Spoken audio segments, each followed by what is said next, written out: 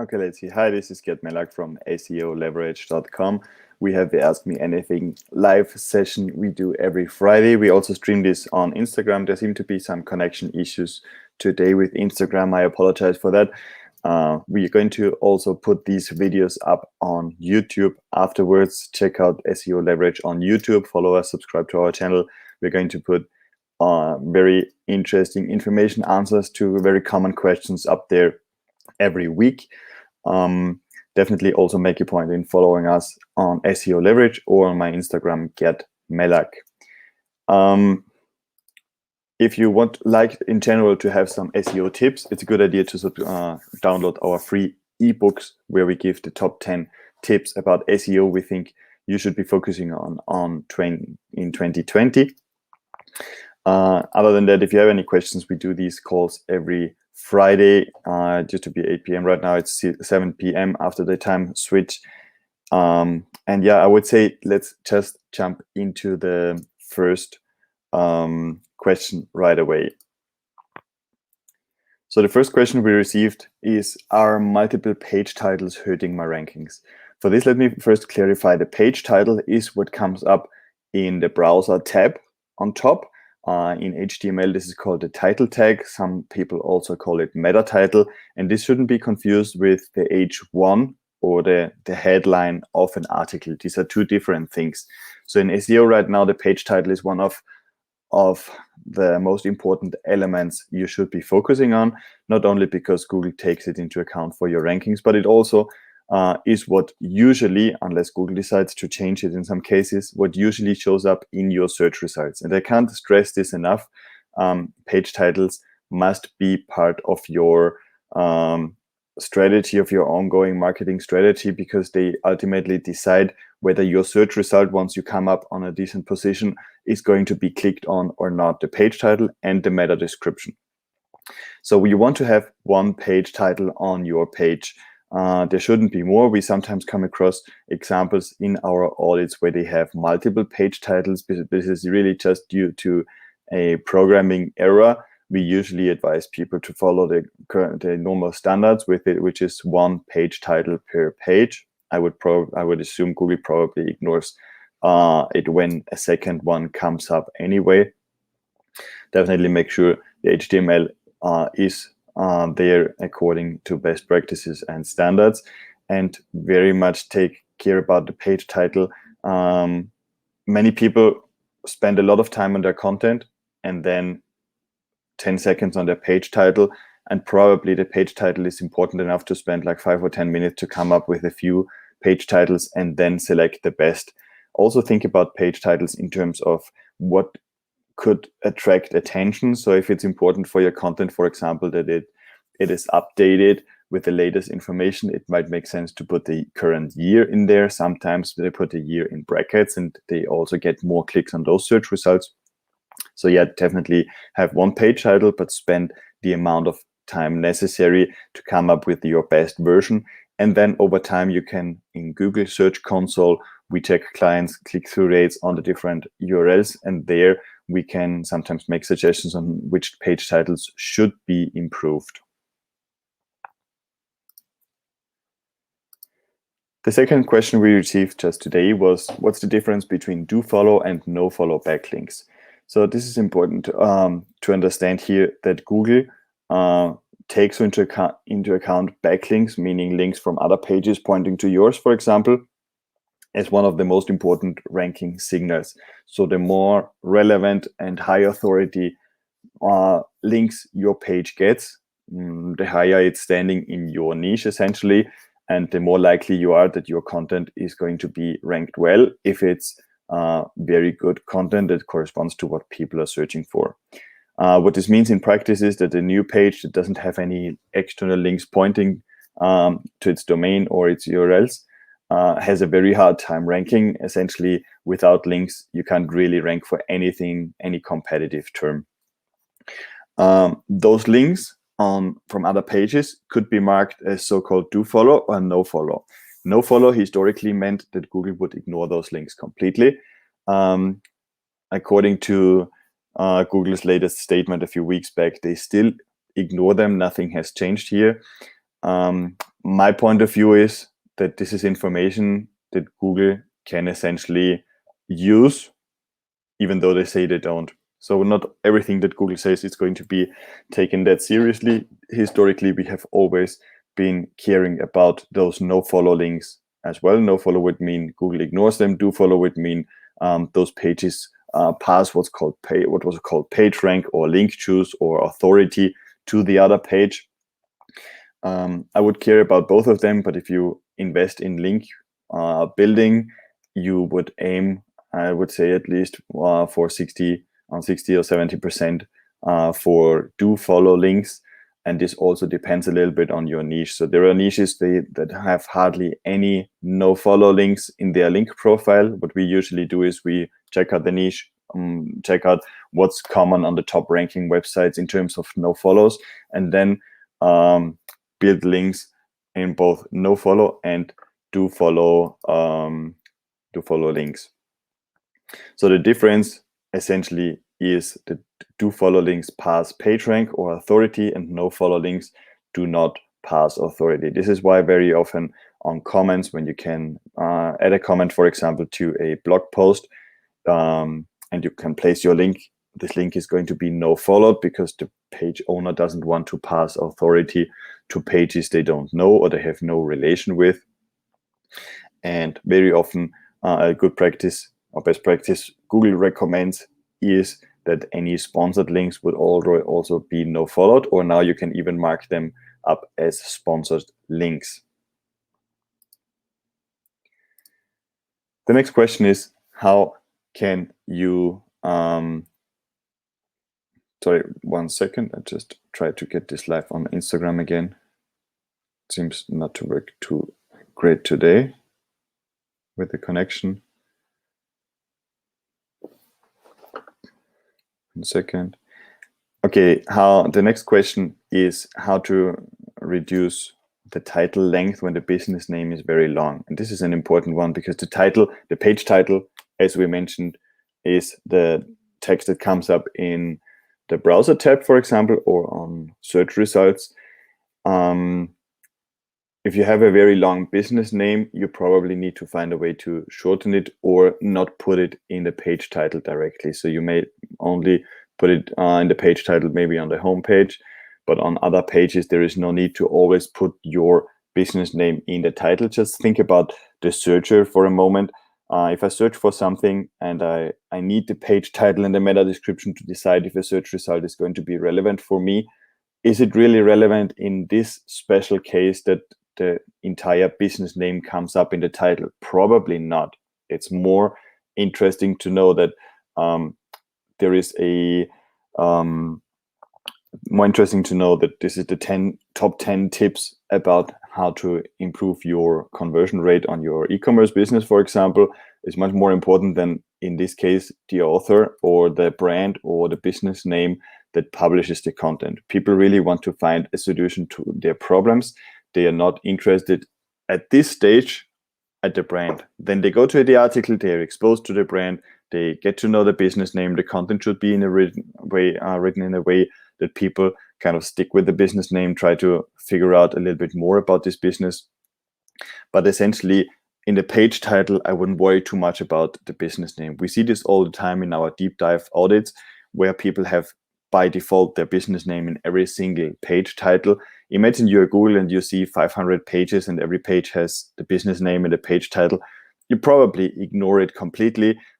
This is the case then where Google substitutes the page title for something else or cuts it off themselves because they know it's not relevant.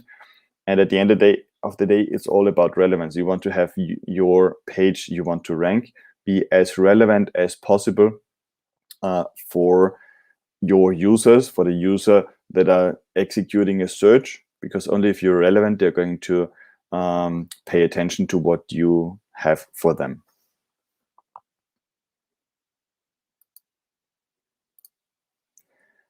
The next question is, why aren't my service pages ranking? This is also a very common question. Thank you for that. Usually when you think about the page structure, you probably have like a product or a services section where you list all the things you offer. And those pages very often have a hard time ranking. Why? Because they are often not presented in a way that should attract searches. Okay, so if you think about a typical service page, yeah, I don't know. For example, take for example our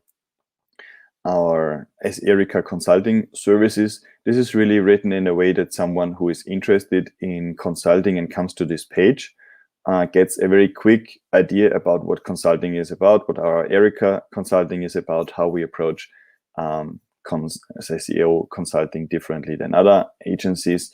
But this is not necessarily a text that's optimized for SEO. This is not necessarily a text we expect Google to rank, because someone asking Google something about SEO consulting is probably looking for much more information, for a much broader type of content than we want to give on our service page. So sometimes the answer is not how to get your service page ranking. The answer is don't even try to get your service page ranking and build up content on your blog, on your resources section, etc., to bring people in, and then expose them from this content to your services page.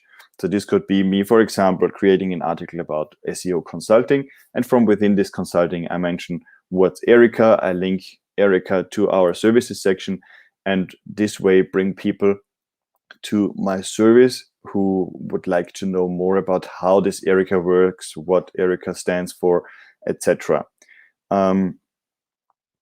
Service pages in most niches are not what's ranking on Google. It's mostly resources. So unless you search for specific services where in a niche there is not much other content available, it's very often it's not the services that rank. Otherwise, if you really need your service page to rank, think about it content-wise. There is probably not enough content there in order to make it eligible for page one. And if it doesn't rank at all, it could also be a thing that's related to your backlink profile, to your website's links. Maybe your website doesn't have any or enough links pointing to it. Maybe your service pages don't have internal linkings, so you want to build up a little bit of content on your site to also link internally to your services, so Google gets a better idea of how your website works. And then what we've seen on some pages as well is that the service pages essentially have an image and a video, something like that, and a couple of lines of text. This is not enough for Google to rank your site. A good practice here is to execute a search query on Google, do a search for something where you would expect your service page to come up, and check what Google brings up in terms of search results. And then try to produce something similar on your service page, because then you get much more relevance. What Google shows on page one is what Google knows based on data that this corresponds to what users want to see on search. So if you on your website don't produce what Google users want to see, you're not going to get the ranking. The next question is an interesting one. Does posting links in comments on LinkedIn count as black hat? So in SEO, just to clarify, in case this is the first time you come across this term, very often we differentiate white hat strategies or tactics from black hat tactics, and there is some gray hat in the middle. And what it essentially means is that it refers to Google. Google has terms of service, and everything that violates those terms of service would be considered as black hat. Everything that's in line with Google's guidelines would be white hat, and everything that's in between, in life also everything isn't black and white. There would be like a gray area where I would say we are in probably. We are within the gray towards the white hat area, let's put it this way. Black hat strategies usually do things that violate Google's terms of service on purpose, because they should, on a short term, very often work very well.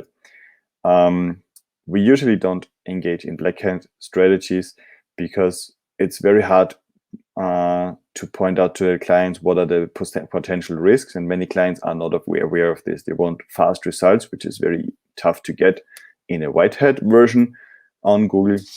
Many clients want fast results and don't care about how they are achieved. But then with black hat tactics, it can also happen that your domain gets penalized and it takes you months to get it back up on Google again. And I would not be able to justify this towards a client, so we don't engage in those tactics. In general, posting links in comments, is it black hat? I wouldn't think so unless you do it with the purpose of manipulating Google rankings with it. And here comes another thing. If you're Google, would you really just rank your website better because it gets a few comments on LinkedIn? Probably not. Again, if you put 5,000 links to a website in LinkedIn comments, probably you would also ignore it. So Google got very smart about ignoring a lot of links, just devaluing it or ignoring them completely, that obviously have been built for the purpose of enhancing rankings. On the other hand, I could imagine Google checking out some publicly available profiles and pages, etc., and the comments. I could imagine they might take a look at some cases in some niches on what's the feedback from social media, and definitely social signals, as we call them in SEO, are definitely something important, which refers to the fact that Google people usually would probably first share something on social media before writing a blog post about it. So what some sites do is where they just go in and get some links to their website on blog posts. This is not usually the natural way on how a lawyer might acquire naturally some links to their website. They probably, if they have a good service, if they have a good tool, if they have like a calculator on some subsidies or whatever, they would probably get some shares on social media first these days, and at some point acquire some links from blogs or the media, press, etc. So links in comments once in a while in LinkedIn shouldn't hurt. I wouldn't consider them as black hat, but I also wouldn't expect them to work exceptionally well. So I think there are no questions right now. If you want to have more tips, check out seoleverage.com/top10tips. I wrote an ebook about what I think people should be focusing on their website. It's pretty complete, and I still have existing clients referring back to this ebook for more suggestions on what they could be doing. I think it's great value for you to start. And if you have any question you would like to ask me or have been being dealt with on these calls, send me an email to gert@seoleverage.com. That comes directly to me. I'm happy to answer. I really love this stuff, and I'm going to do my best to provide the best possible answer for you, and also leverage your question in one of those Ask Me Anything calls in case they can help other people as well. Other than that, thank you very much. I apologize to the Instagram followers today. Instagram doesn't seem to have a stable connection here we can use for this call. Definitely make a point in following us on Facebook, which is the main channel we have right now to do these calls, and where we stream these Ask Me Anything sessions. And we also are going to give more and more tips and information on our Facebook profile in the future. Have a great weekend. Join us next week again, 10 a.m. Central European time on Friday, 8 p.m. I think now it's 7 p.m. in Sydney. Have a great time. Bye.